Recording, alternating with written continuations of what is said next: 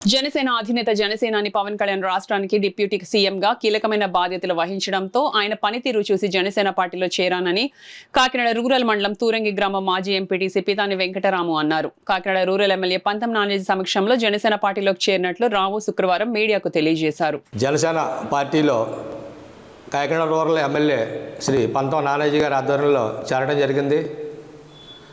నేను 1990 నుంచి కూడా తెలుగుదేశం క్రియాశీల రాజకీయంగా ఉన్నాను.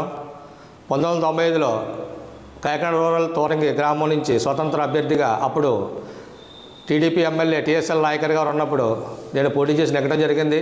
అప్పటి నుంచి కూడా టీడీపీలో కొనసాగడం జరిగింది. గత 10 సంవత్సరాల నుంచి క్రియాశీల రాజకీయాలకి దూరంగా ఉండటం వలన నేను ఏ పార్టీలో జాయిన్ అవ్వలేదు. ఈ మధ్య డిప్యూటీ సీఎం శ్రీ పవన్ కళ్యాణ్ గారు పంచాయతీరాజ్ మంత్రివర్యులుగా ప్రమాణ స్వీకారం చేసిన కాడి నుంచి కొన్ని విధాలు మార్పులు అన్నీ కూడా గ్రామ పంచాయతీల మార్పులు జరుగుతుంది చూసి మేము కూడా స్వచ్ఛందంగా రాజకీయాల్లోకి రావాలని తిరిగి నానాజీ గారి ఆధ్వర్యంలో జనసేన పార్టీలో చేరడం జరిగింది.